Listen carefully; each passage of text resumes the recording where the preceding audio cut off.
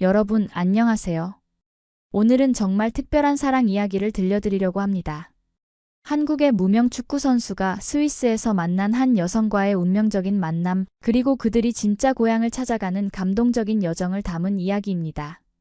언어도 문화도 다른 두 사람이 어떻게 사랑으로 하나가 되었는지, 그리고 고향이라는 것이 과연 태어난 곳인지 아니면 사랑하는 사람이 기다리는 곳인지에 대한 깊은 메시지가 담겨 있어요. 이 이야기를 듣고 나면 여러분도 진짜 고향이 어디인지 다시 한번 생각해보게 될 거예요. 그럼 지금부터 김태준과 소피의 아름다운 사랑 이야기를 시작해보겠습니다. 영상이 도움이 되셨다면 구독과 좋아요, 그리고 알림 설정도 꼭 부탁드려요. 2019년 3월 인천공항 출국장에서 김태준은 무거운 가방을 끌며 걸음을 옮기고 있었습니다. 28살 축구선수로서는 이미 늦은 나이였죠. 국내 리그에서 밀려나다시피 한 그에게 스위스 2부 리그 클럽에서 온 제안은 마지막 기회나 다름없었어요. 공항 카페에서 어머니와 마지막 인사를 나누며 태준은 마음이 복잡했습니다. 아들아, 거기서 잘 지내라. 축구 안 되면 빨리 돌아와. 어머니의 걱정 섞인 목소리가 귓가에 맴돌았죠. 태준은 고개를 끄덕이며 대답했지만 속으로는 이번이 정말 마지막이라는 생각뿐이었어요. 취리히 공항에 도착한 태준은 첫 번째 충격을 받았습니다. 클럽에서 나온 담당자는 영어도 서툴렀고 태준을 맞이하는 분위기도 썩 따뜻하지 않았거든요. 숙소로 이동하는 차 안에서 바라본 스위스의 풍경은 아름다웠지만 태준의 마음은 점점 무거워져만 갔습니다. 클럽 숙소는 생각보다 낡았고 룸메이트로 배정된 세르비아 출신 선수는 태준에게 관심조차 보이지 않았어요. 첫 훈련에 참가한 태준은 더욱 절망적이었습니다. 감독은 그를 거의 투명인간 취급했고 동료들은 서로 현지 언어로만 대화했죠. 태준은 완전히 소외된 느낌이었습니다. 저녁 식사 시간 혼자 구내식당에서 밥을 먹고 있던 태준은 문득 한국이 그리워졌어요. 김치찌개 냄새, 어머니의 잔소리, 친구들과의 소주 한 잔까지도 말이죠. 하지만 돌아갈 수도 없는 상황이었습니다. 이미 국내에서는 그를 기다리는 팀이 없었거든요. 일주일 후 태준은 클럽과 제휴된 병원에서 메디컬 테스트를 받게 되었습니다. 복잡한 의료 용어들 때문에 통역이 필요했는데 그때 나타난 것이 바로 소피였어요. 25살의 소피는 병원 행정팀에서 일하며 여러 언어에 능통했죠. 안녕하세요. 저는 소피 라우펜입니다. 오늘 통역을 도와드릴게요. 소피의 첫 인사는 어색했지만 따뜻했습니다. 태준은 처음으로 스위스에서 친근함을 느꼈어요. 소피는 의사의 설명을 차근차근 번역해 주었고 태준이 이해하지 못하는 부분은 다시 한번 설명해 주었죠. 검사가 끝난 후 소피는 태준에게 병원 근처 카페를 추천해 주었습니다. 거기 커피가 정말 맛있어요. 한국 사람들도 좋아할 것 같은데. 소피의 배려가 고마웠던 태준은 용기를 내어 함께 가자고 제안했어요. 소피는 잠시 망설이다가 고개를 끄덕였습니다. 카페에서 두 사람은 서툰 영어로 대화를 나누었어요. 소피는 태준이 축구선수라는 것을 알고는 눈을 반짝였습니다. 정말요? 축구 정말 좋아해요. 어떤 포지션이세요? 태준은 미드필더라고 답하며 처음으로 스위스에서 자신의 이야기를 할 수 있었죠. 소피는 자신도 어릴 때 축구를 했었다고 말했습니다. 여자 축구팀에 있었는데 부상 때문에 그만두게 되었어요. 두 사람은 축구라는 공통분모를 통해 금세 가까워졌어요. 태준은 오랜만에 마음이 편안해지는 것을 느꼈습니다. 헤어질 때 소피는 태준에게 자신의 연락처를 건네며 말했습니다. 궁금한 게 있으면 언제든 연락하세요. 스위스 생활이 쉽지 않을 텐데. 태준은 고마워하며 소피의 친절에 감동받았어요. 이날부터 태준의 스위스 생활이 조금씩 달라지기 시작했죠. 태준과 소피는 일주일에 두세 번씩 만나기 시작했습니다. 소피는 태준에게 스위스 문화를 알려주었고 태준은 소피에게 한국 문화를 소개했어요. 둘의 만남은 자연스럽게 서로의 일상이 되어갔습니다. 어느 날 소피는 직접 만든 웨스티를 가져왔어요. 스위스의 대표적인 음식이에요. 감자로 만든 거라 한국 사람 입맛에도 맞을 것 같아서. 태준은 처음 맛보는 웨스티가 의외로 맛있다며 감탄했죠. 그리고 다음 만남에서는 한국 라면을 준비해 갔습니다. 이게 바로 한국의 라면이에요. 매우니까 조금씩 드세요. 태준이 끓여준 라면을 맛본 소피는 매워서 눈물을 흘렸지만 맛있다며 계속 먹었어요. 정말 독특한 맛이네요. 중독성이 있는 것 같아요. 소피의 반응에 태주는 웃음을 터뜨렸습니다. 이런 식으로 두 사람은 서로의 음식과 문화를 교환하며 점점 가까워졌어요. 태주는 소피에게 한국어를 가르쳐 주었고 소피는 태준에게 독일어를 알려주었죠. 안녕하세요를 독일어로 구텐 탁이라고 발음하는 태준을 보며 소피는 항상 웃었습니다. 훈련이 끝난 후 태준은 소피와 함께 취리히 시내를 돌아다니며 스위스의 아름다운 풍경을 구경했어요. 라인 강변을 걸으며 소피는 자신의 어린 시절 이야기를 들려주었습니다. 여기서 아버지와 함께 낚시를 자주 했어요.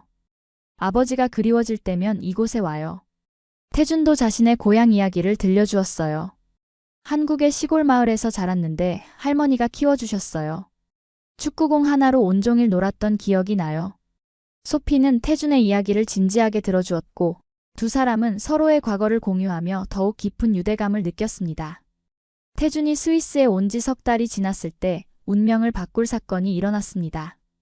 리그 경기에서 상대 선수와 충돌하며 무릎을 다친 것이었어요.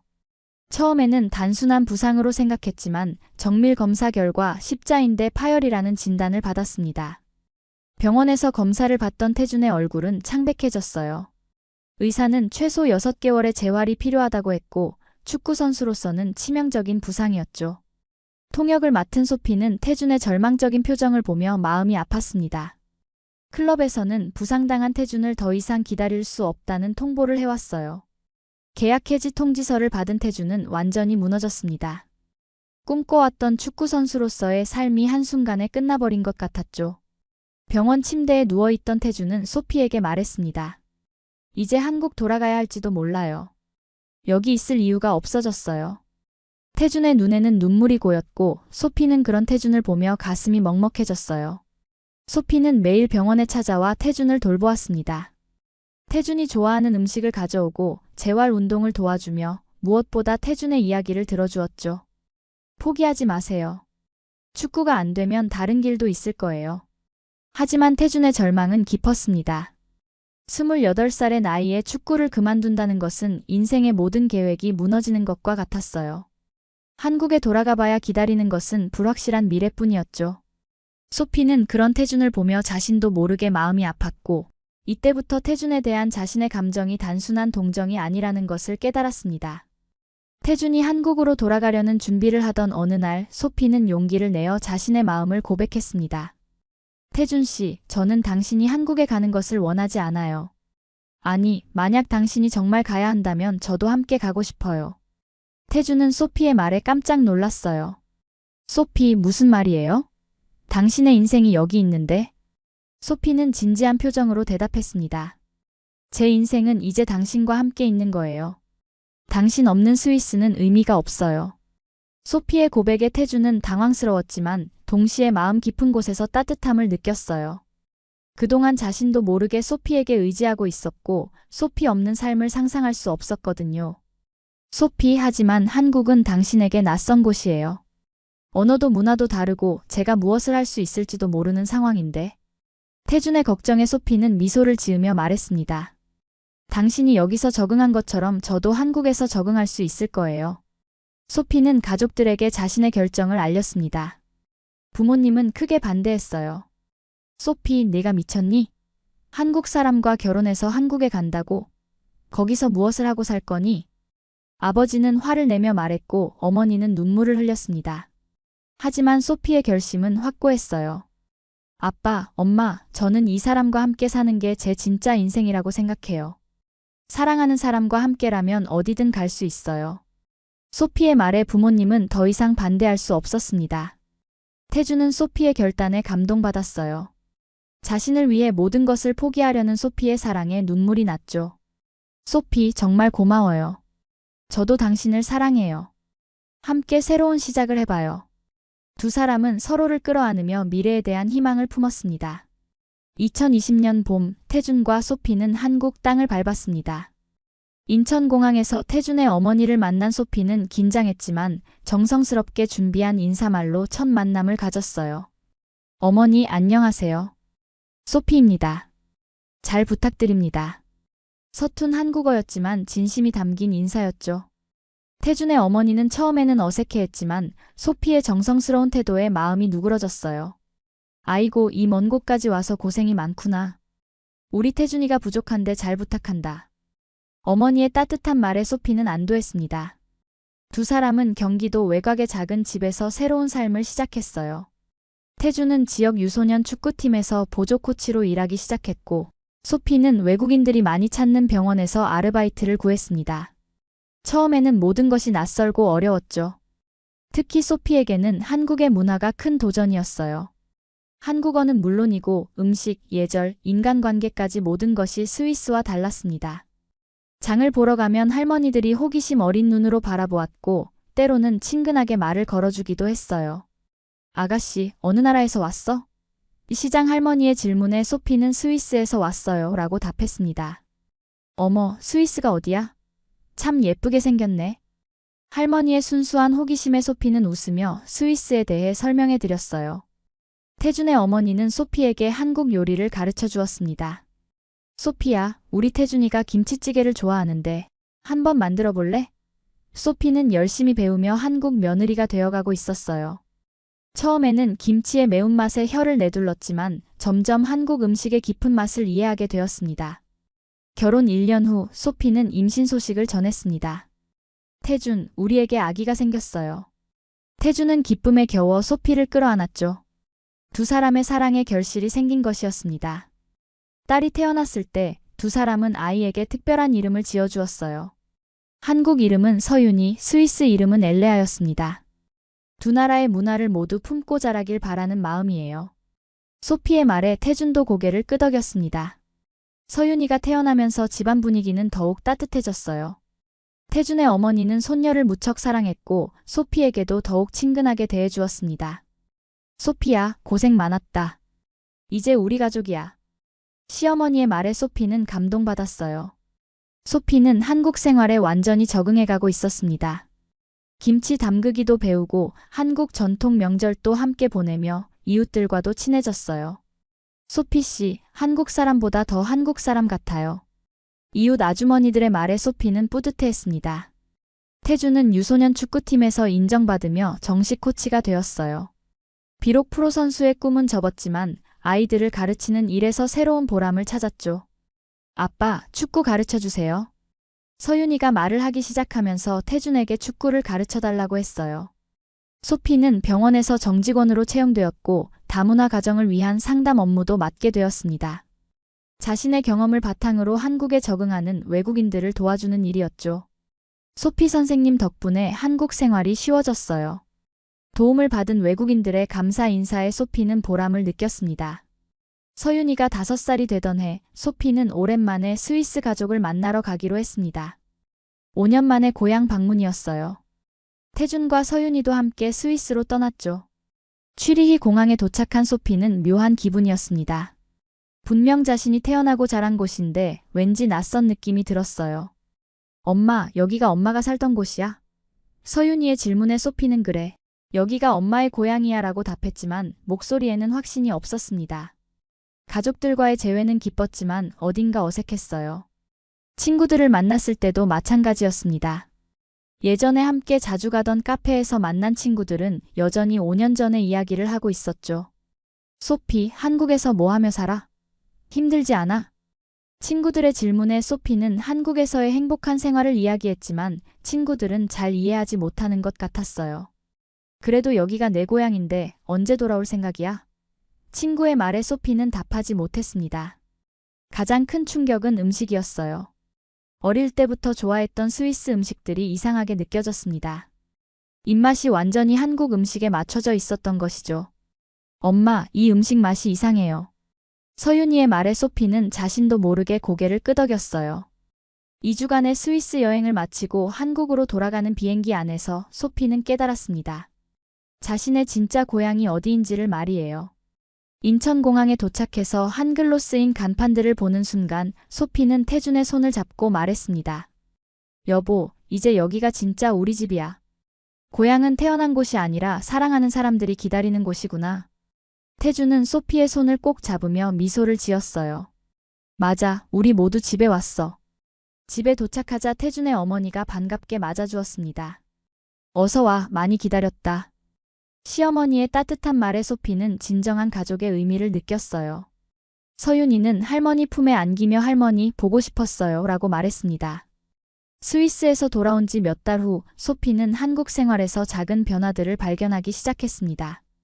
시장에 갈 때마다 할머니들이 반갑게 인사해 주었고 이웃 아주머니들은 소피를 완전히 동네 사람으로 받아들였어요. 소피야, 오늘은 뭐 해 먹을 거야? 자연스러운 반말 호칭이 소피에게는 가족이 된 느낌을 주었습니다. 태준의 어머니는 소피에게 김치 담그는 법을 완전히 전수해 주었어요. 처음에는 매운 고춧가루 때문에 재채기를 하며 고생했던 소피였지만 이제는 시어머니보다도 김치를 더 맛있게 담글 정도가 되었죠. 우리 소피가 담근 김치가 제일 맛있어. 시어머니의 칭찬에 소피는 자랑스러워했습니다. 병원에서 소피의 입지도 더욱 확고해졌어요. 다문화 가정상담 업무에서 그녀만의 노하우가 생겼고 한국에 적응하지 못하는 외국인들에게는 희망과 같은 존재가 되었습니다. 선생님처럼 한국에서 행복하게 살 수 있을까요?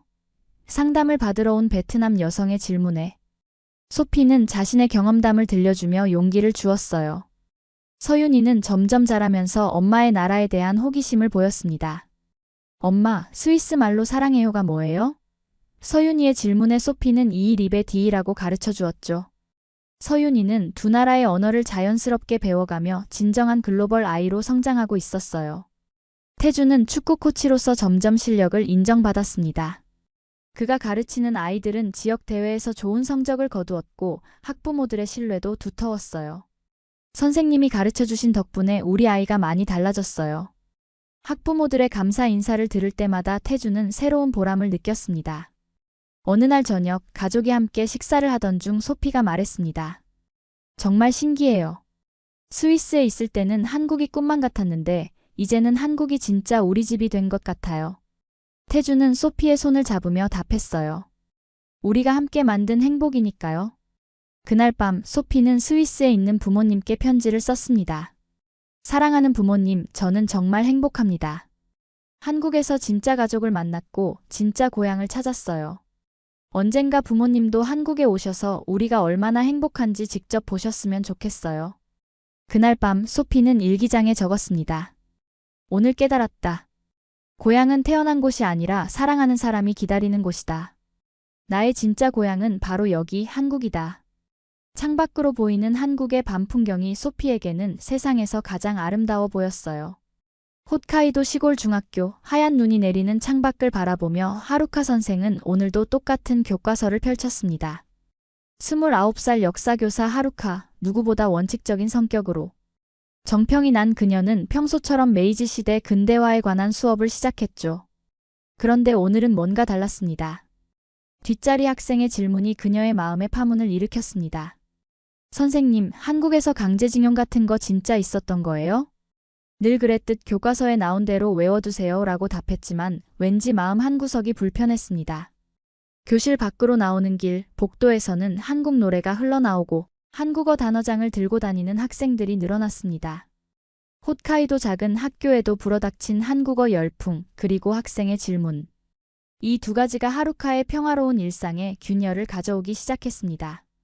오늘 사연 시작할게요.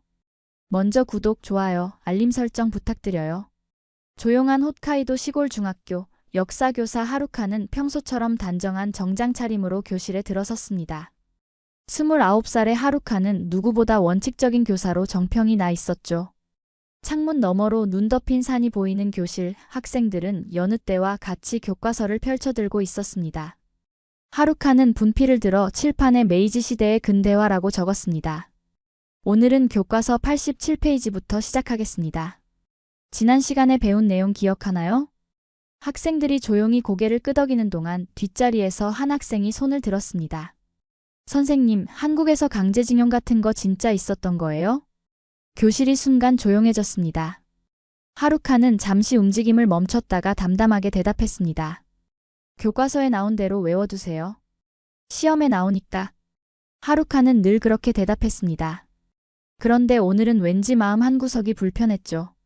수업을 마치고 복도를 지나는데 이상한 광경이 눈에 들어왔습니다. 음악실에서 들려오는 노래는 일본어가 아니었습니다.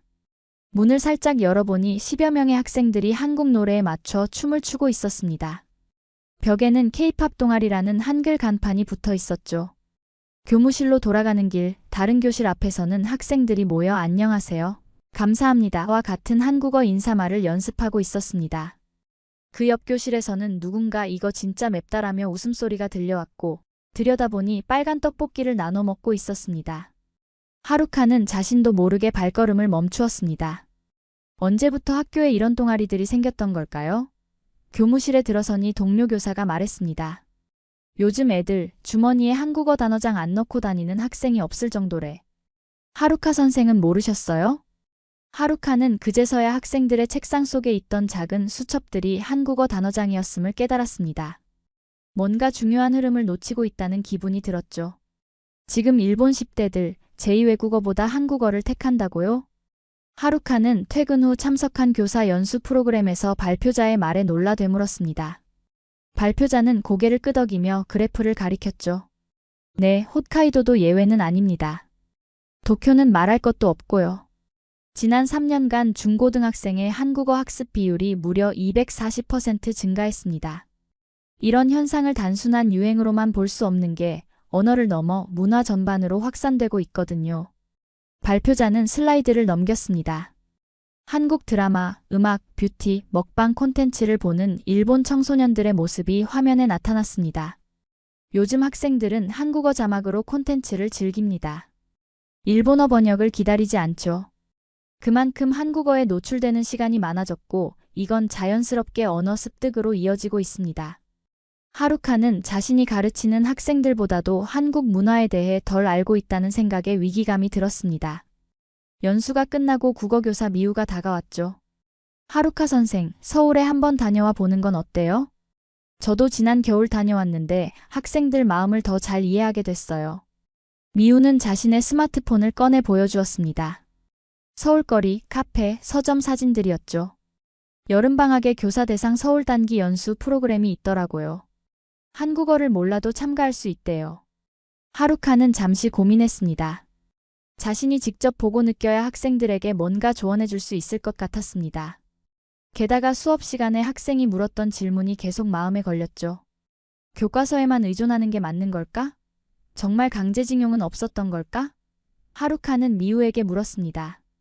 그 연수 어떻게 신청하는지 알려줄래요? 그날 밤 하루카는 처음으로 한국 드라마를 찾아보기 시작했습니다. 자막 없이는 한마디도 알아들을 수 없었지만 이상하게 계속 보게 되었습니다. 한국어의 리듬감이 생각보다 귀에 잘 들어왔습니다. 김포공항에 도착한 하루카는 생각보다 많은 일본인들을 보고 놀랐습니다.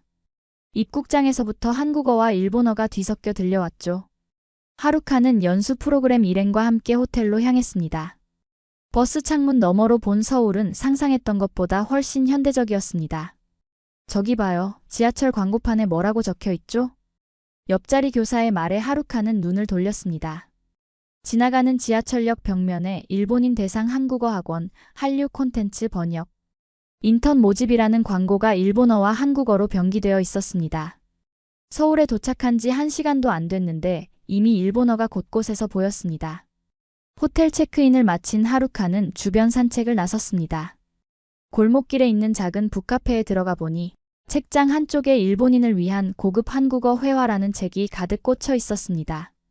커피를 주문하려는데 한국어를 몰라 난감해하자 카페 주인이 웃으며 영어로 물었습니다. 일본에서 오셨나요? 하루카가 고개를 끄덕이자 주인은 일본어 메뉴판을 내밀었습니다. 하루카는 감사 인사를 하며 자리에 앉았습니다. 옆자리에서 한 여학생이 공부하고 있었죠. 일본어 공부하세요? 갑자기 여학생이 서툰 일본어로 말을 걸었습니다. 하루카는 놀라 고개를 들었습니다. 네, 그런데 어떻게 아셨죠? 가방에 있는 태그요. 일본 항공사 로고가 보였어요. 여학생은 활짝 웃으며 자신을 소개했습니다. 제 이름은 윤지예요. 고등학생이고 일본어 전공할 거예요. 그렇게 만난 윤지는 하루카에게 서울 구경을 도와주겠다고 했습니다. 덕분에 하루카는 연수 프로그램 일정 외에도 서울 곳곳을 둘러볼 수 있었습니다. 윤지는 하루카를 자신의 학교 역사 동아리 모임에도 초대했죠. 우리 동아리가 이번 주에 특별한 모임이 있어요. 일본 선생님께서 오시면 재미있을 것 같아요. 하루카는 호기심에 초대를 받아들였습니다. 그것이 자신의 인생을 완전히 바꿔놓을 만남이 될 줄은 꿈에도 몰랐죠. 윤지의 학교 역사 동아리 모임은 작은 도서관 세미나실에서 열렸습니다. 하루카가 들어서자 10명 남짓한 한국 고등학생들이 반갑게 맞아주었죠. 윤지가 일본어로 하루카를 소개했습니다. 이분은 홋카이도에서 오신 역사 선생님이세요. 오늘 우리 발표를 들으러 오셨어요. 학생들은 공손하게 인사했고 곧 발표가 시작되었습니다.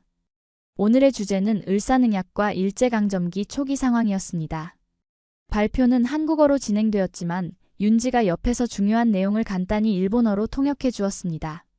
하루카는 학생들이 보여주는 자료들에 충격을 받았습니다. 을사늑약 원문 사진, 고종 황제의 친필 밀서, 당시 외국 언론의 보도 기사 등 일본 교과서에서는 볼 수 없었던 자료들이었죠.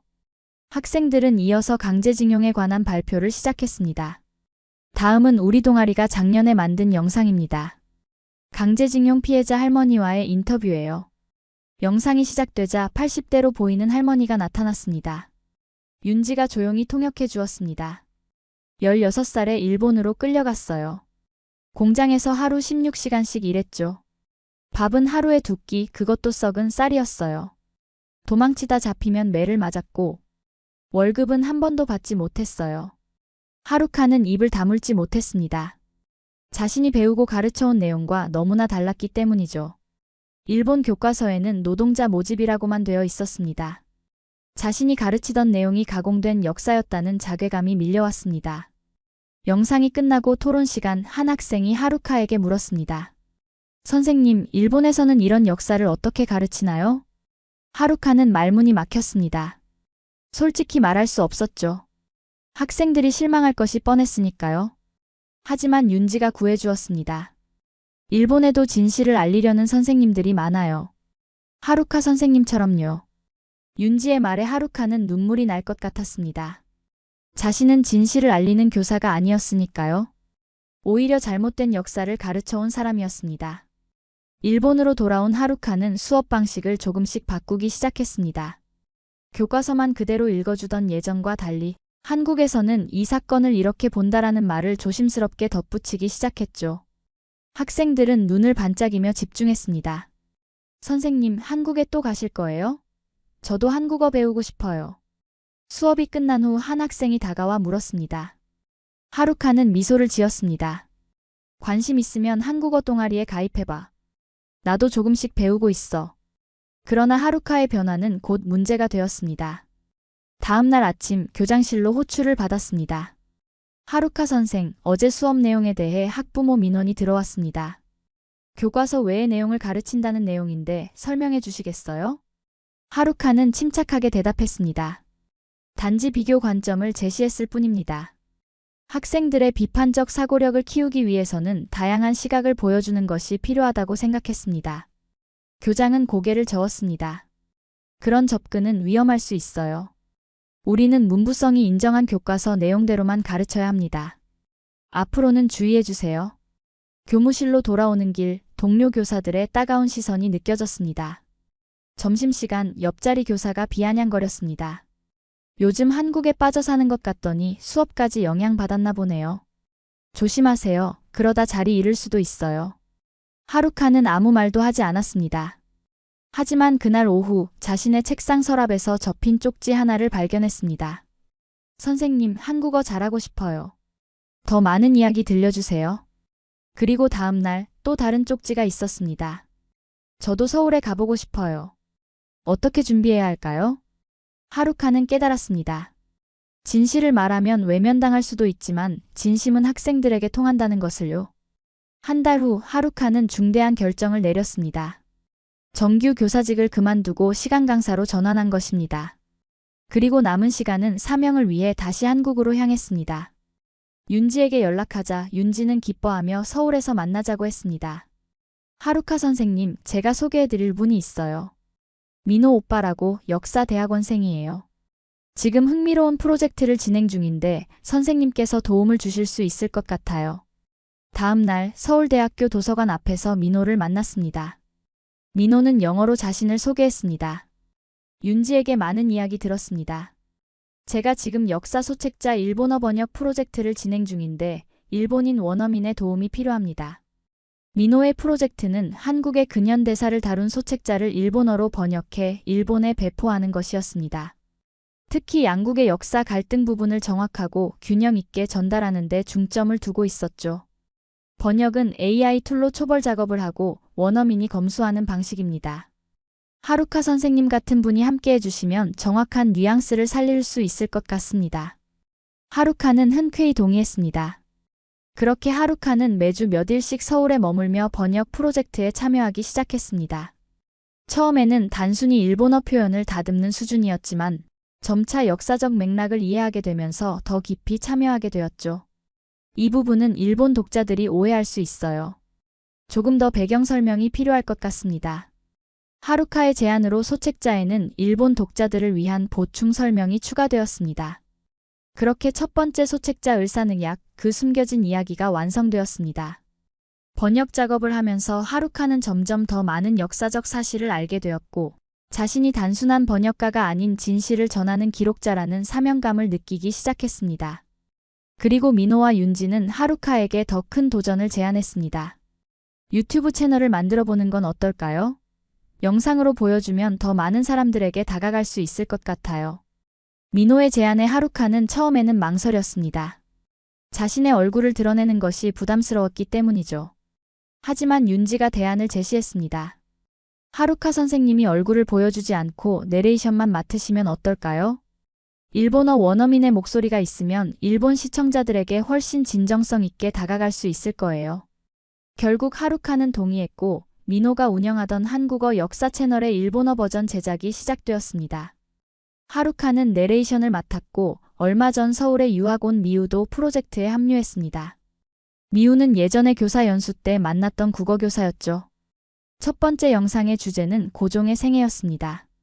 한일 병합 과정에서 고종 황제가 국제사회에 보낸 밀서와 그의 의문사에 관한 내용이었습니다. 영상이 업로드되자 예상치 못한 반응이 일어났습니다. 일본어 버전 영상이 하루 만에 10,000 조회수를 넘었어요. 민호의 기쁜 소식에 모두가 환호했지만 곧 악플도 쏟아지기 시작했습니다. 거짓말쟁이다, 반일선동이다, 증거가 어디 있냐는 댓글들이 달렸습니다. 하루카는 동요하지 않고 더 철저하게 자료를 검증하며 두 번째 영상 강제징용의 진실을 준비했습니다. 그러나 두 번째 영상이 업로드되자마자 채널은 신고 폭탄을 맞았고 결국 유튜브 정책 위반으로 채널이 일시 정지되었습니다. 설상가상으로 일본 우익 매체에서 하루카의 실명과 과거 교사 이력을 공개하는 기사를 냈습니다. 반일 활동을 하는 전직 일본 교사, 우리 아이들에게 거짓 역사를 가르치려는 배신자라는 제목의 기사가 퍼졌습니다. 하루카는 일본에 있는 가족에게까지 영향이 갈까 두려웠습니다. 이대로 포기해야 할까요? 힘없이 물었을 때 민호가 단호하게 대답했습니다. 아닙니다. 우리는 이제 시작일 뿐이에요. 유튜브 채널이 폐쇄된 후 하루카와 민호, 윤지, 미우는 다시 모였습니다. 좌절감도 있었지만 오히려 더 강한 결의가 생겼습니다. 온라인은 검열이 심해요. 하지만 책은 어떨까요? 일본어로 된 책을 출간하는 거예요. 민호의 제안에 모두가 고개를 끄덕였습니다. 미우가 말했습니다. 제가 일본의 진보적인 출판사들을 알아볼게요. 분명 우리 프로젝트에 관심 있는 곳이 있을 거예요. 하루카는 깊이 생각하다가 말했습니다. 아이들에게 진실을 알려주고 싶어요. 어른들은 이미 고정관념이 있지만 아이들은 열린 마음으로 받아들일 수 있으니까요. 하루카의 말에 감동한 한국 교사들이 연락해왔습니다. 유튜브 영상을 본 후 관심을 갖게 되었다고 했죠. 그렇게 프로젝트는 한일교사 공동 프로젝트로 확대되었습니다. 출판 준비와 함께 하루카는 새로운 도전을 시작했습니다. 한국 중학교에서 교생 실습을 하기로 한 것입니다. 처음에는 언어 장벽이 두려웠지만 그동안 배운 한국어로 도전해보기로 했습니다. 안녕하세요. 하루카 선생님입니다. 일본에서 왔습니다. 잘 부탁드립니다. 서툰 한국어로 자기소개를 마치자 학생들이 박수를 쳤습니다. 첫 수업에서 하루카는 칠판에 이렇게 적었습니다. 진짜 언어는 진실을 담은 말로부터 시작된다. 수업이 끝난 후 한 학생이 다가와 물었습니다. 선생님, 왜 일본에서 한국으로 오셨어요? 하루카는 잠시 생각하다 미소를 지었습니다. 진실을 배우고 가르치기 위해서야. 어느 나라 사람이든 우리는 진실을 통해 서로를 이해할 수 있으니까. 6개월 후 하루카와 미노, 윤지, 미우의 첫 번째 책 마주보는 역사가 일본에서 출간되었습니다. 많은 논란이 있었지만 예상보다 많은 일본 교사들이 교재로 활용하기 시작했습니다. 그리고 놀랍게도 홋카이도의 하루카의 옛 학교에서도 부교재로 채택했다는 소식이 들려왔습니다. 하루카는 이제 한국과 일본을 오가며 강연을 하고 있습니다. 한국어와 일본어로 진실을 전하는 그녀의 여정은 이제 막 시작되었습니다. 그리고 이 여정에는 언어의 장벽을 넘어 진실을 찾아가는 많은 이들이 함께하고 있습니다.